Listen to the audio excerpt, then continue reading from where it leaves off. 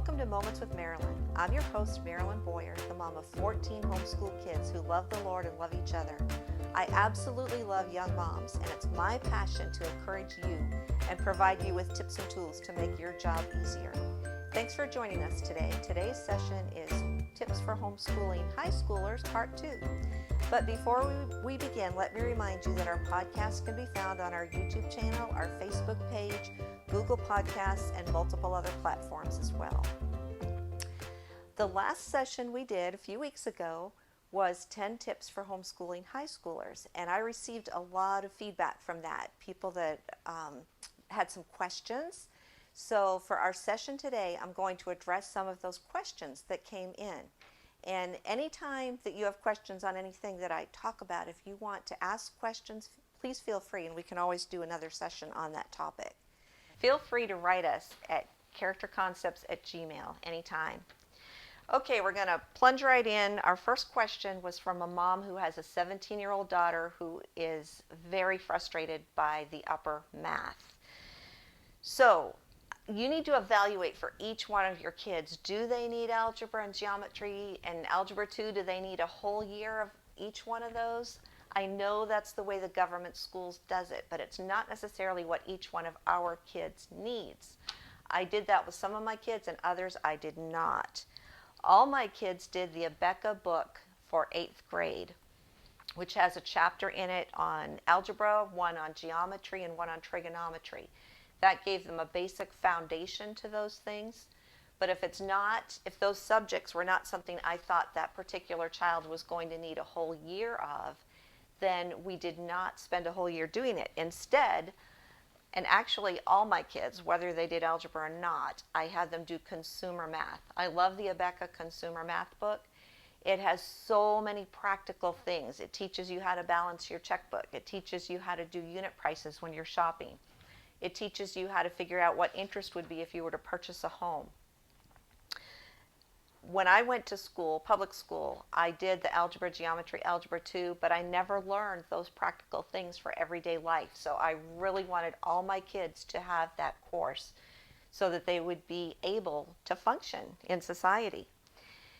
Another thing that I've heard about recently that I would highly recommend is Dave Ramsey has a course out for high schoolers.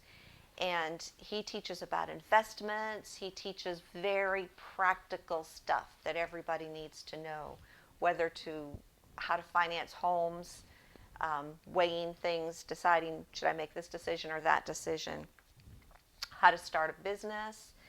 Anyway, I highly recommend that. We actually use Larry Burkett, which I'm not sure if that's even in print anymore, for some of our kids, kind of along the same lines as Dave Ramsey. So for other subjects, be totally creative. Don't be afraid to veer from the general government school curriculum.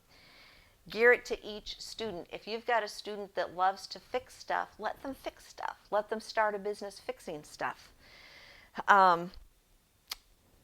Hunting or gun safety. If you've got a student where that's their passion, let them study that further. If you've got a student that wants to write music, let that be part of their school. Or if they want to develop software, let that be part of their school. That's wonderful. You know, kids have strengths that God has gifted them with. Let that be a part of their school instead of feeling like I've got to stick by the basic subjects that the government schools do. Our grandkids recently have started writing letters to the editor. I may have told you a little bit about that in a previous session. For civics, my kids and my grandkids have been involved in civics. They've written letters to the editor, they've worked the polls, they've knocked on doors passing out literature for godly candidates, they've made phone calls. Just recently, some of my grandkids made phone calls to people in Georgia, encouraging them to turn out to vote for the Senate candidates. Grassroots politics is the best way to learn civics. Yes, you can learn it from a book, but so much better to put your feet on the ground and get out there and do it. Your kids will learn it and understand it so much more. So feel free to be creative. Take your kids through real life in the areas that interest them and let them experience life. Second question, how many subjects should we do per day? This mom said should we try to do a little bit of each subject every day, or should we stick on one subject and just do one subject per day? And I would say that totally depends on your child. I've had some where they get on a roll. You know, they're learning something, they're excited about it, they want to stick with that subject and do it all day long. For instance, I had one daughter that was very interested in history, and we would interview veterans, and if we found out that a veteran had been at a specific battle, we would study about that battle before we went to talk to him. So maybe one day we would just do history. I have other kids that were very scheduled. They wanted to do a little bit of math, a little bit of science, a little bit of English and history, and do a little bit each day of each thing. And that's fine if that works best for them. Your ultimate goal is to teach your kids to pace themselves. By the time they're in high school, they can see the curriculum that you guys have chosen, and they can pace themselves. You know, you need to do this much this week, and then you need to do this much this month, or this much this year, and let them pace themselves and do it in a way that works best for them. Another question I had was, how do you get it all done in a day's time? And by that, I would say eliminate busy work. Any curriculum that you choose has way too much busy work. So don't bury your kids in routine, in route, like having them do 30 math problems a day. If they can do 10 and get it right, let them move on. If they're doing sentences, diagramming sentences, if they can diagram 10, don't bother to have them do 20. Don't discourage them by burying them with work. Instead, eliminate the busy work.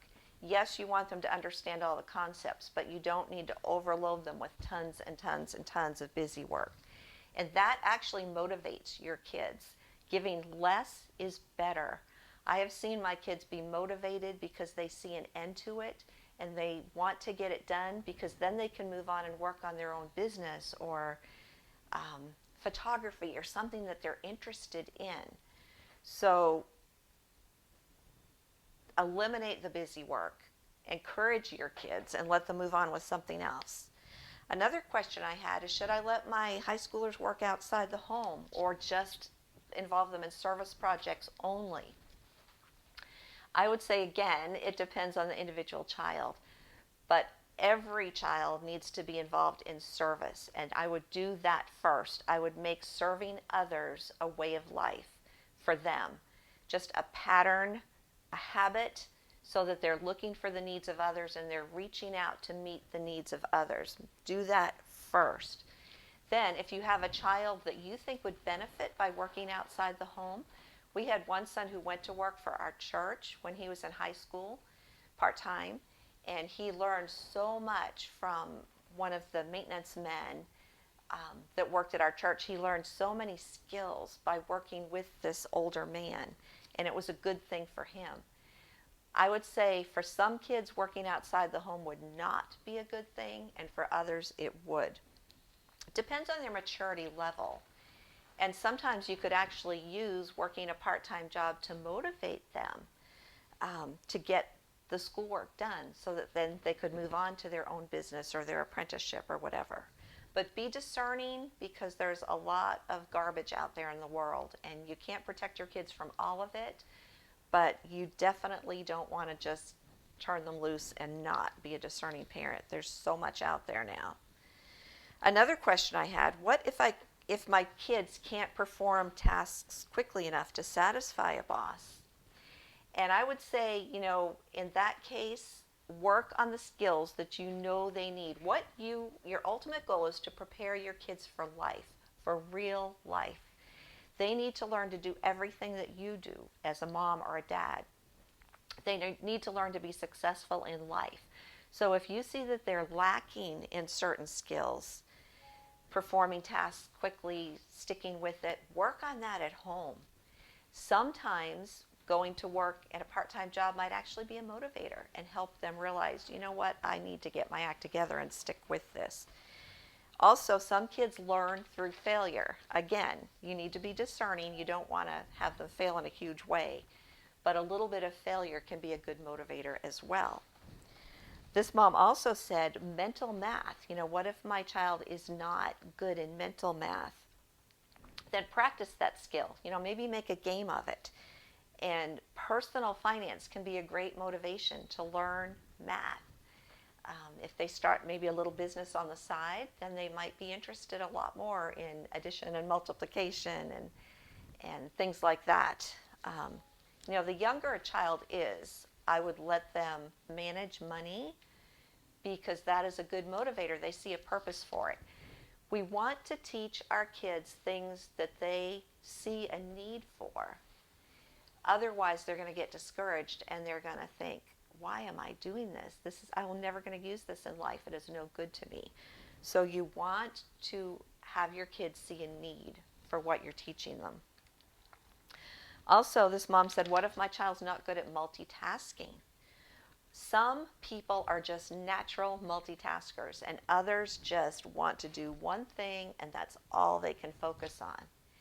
And I would say if you've got one of those kids that is just a one-thing person, they need to learn to develop that skill. It is something that can be developed. They will never be as skillful as someone who has natural multitasking abilities, but they can develop it. They can learn to become better at multitasking. So we want to nurture our kids, help them along for their benefit in the things that they're weak on, but don't overwhelm them and don't make them feel like they're just behind and can't get it, or God has not given them the brains they need to do this function or whatever. You don't want to excuse them. You don't want to coddle them. You want to challenge them, but not overwhelm them.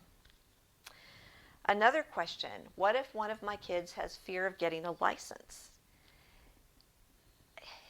Driving is kind of a scary thing for some kids.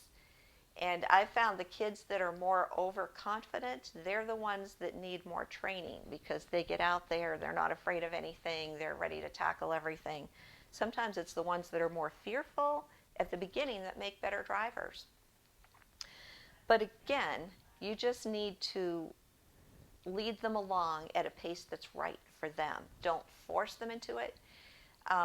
Some of my kids were 19 before they got their license because when my kids were got their own license, they had to pay for their insurance. I did not pay for my kids' insurance. I had them pay for their own.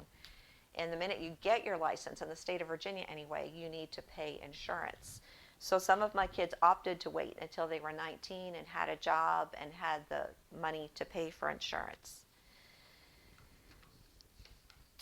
Study your kids' passions. Involve them with others.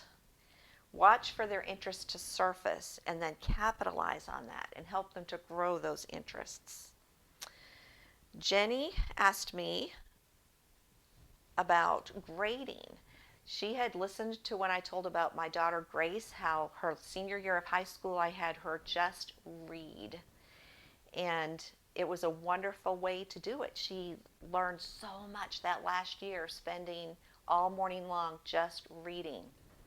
I did not assign her a grade for that because we talked about what she read. I knew that she was giving it her all and not just kind of breezing over it, but she was really interested in what she was reading and benefiting from it. If you have any question, another one of my kids, at first I thought was a big speed reader because he could read through something really quickly, but I found out he was really skimming. So if you've got one of those kids that's just kind of breezing through and not paying attention, then yeah, you might want to have them give a narration or write a book report. But if you know that they're understanding and they're getting it, and you want to assign them a grade, you could assign them on their diligence in performing that task. So again, your kids are individuals and you need to treat them as such.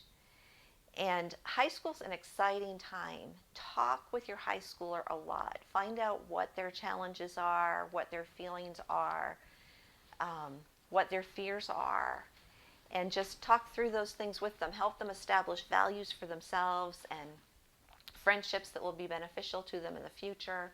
Communication is really important. Sometimes it's hard for us as parents to let go, but we need to realize that our teens are becoming adults, and that is our goal, to teach them to be successful adults. So don't be afraid to give them some more freedom,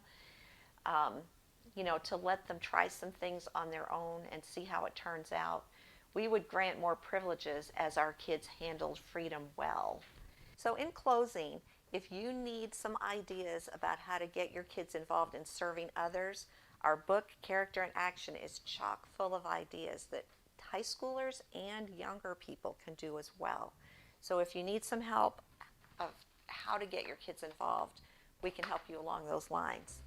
And remember, whenever you teach your kids character, you are not wasting your time. Thanks for joining us today. Hope to see you again next week.